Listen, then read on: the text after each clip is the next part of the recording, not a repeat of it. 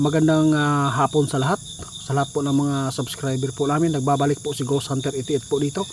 Shout out no kay Dondon. Dondon Gablinis.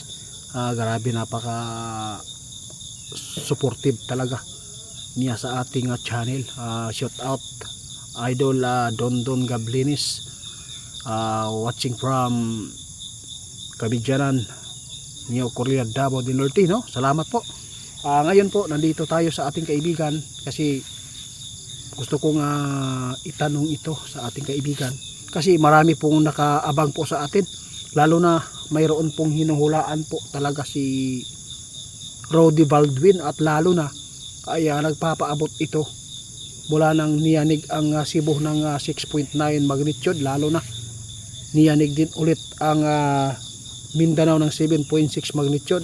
Ang sentro nito ay nasa Mati, Davao Oriental. Ngayon, nandito tayo. Itatanong lang po natin kay kaibigan. Tungkol po ito sa The Big One, guys. Kapag The Big One, nakakatakot po ito. Kasi pwede pong pumatay ng tao na libo-libo. Kaya ipanalangin po natin lahat na sana ay hindi ito mangyari. Kung mangyari man ito, sana po doon lang sa mga magnanakaw na mga senador o yung mga korap diri, patawad guys. Kaibigan, Linyo, si Linyo guys, muna akong request, no? Alam kong na-miss po niyo si kaibigan natin Linyo. Mayroon po akong ipaabot sa inyo kaibigan. Tungkol po ito sa sinasabi po ng nakapanood sa atin, kasi napanood po nila si Roddy Baldwin na may post po talaga siya na palapit ng palapit ang The Big One. Ano po ba ang nakita po niyo dito kaibigan? Ano po ba masabi po niyo sa mga followers natin na matakutin?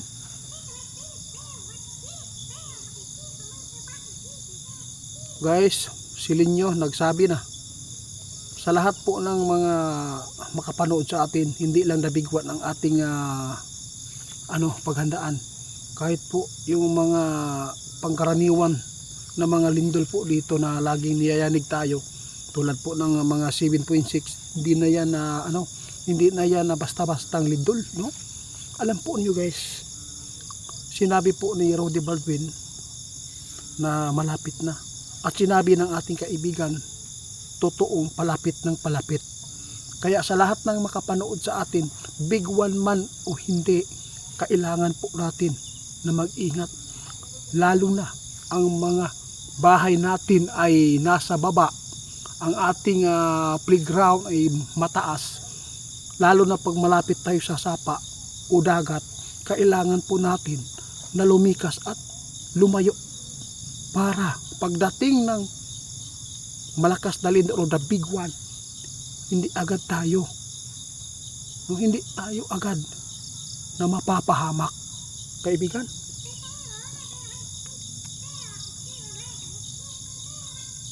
Pwede natin malabanan ang ganitong mga pangyayari guys, basta sinabi po namin yung mga bawal na gawin.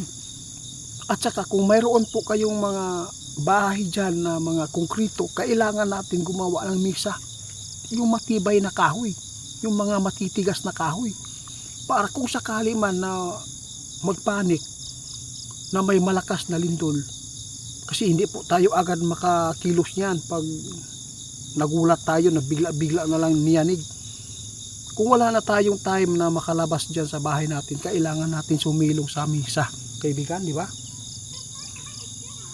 Yun, wala pong mawawala sa inyo guys kung ito man ay susundin ninyo o paniwalaan yung sinasabi ng ating kaibigan. Tandaan ninyo, wala nang pinipili ang Pilipinas sa lindol guys. Maulan man o tag-init ay lagi po nagpaparamdam si lindol, kaya mag-ingat tayo.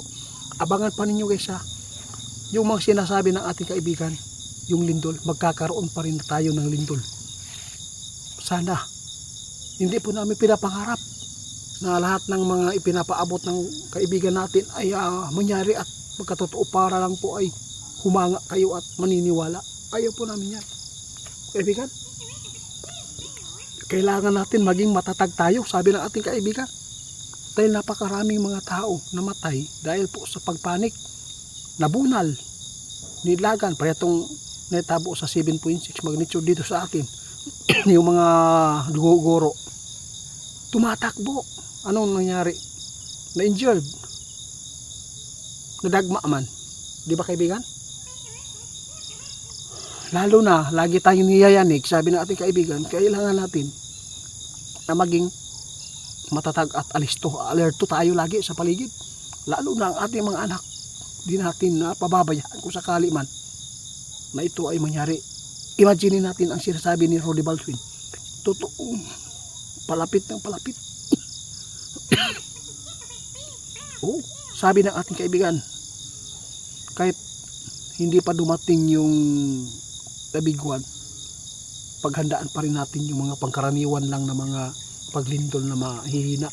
Kasi yung mahina guys, posible yan pumatay ng tao. Lalo na ay nadaanan tayo ng malakas-lakas na lindol ngayon. Kasi yung bahay natin, siguraduhin natin baka may mga bitak-bitak dyan sa wall ninyo.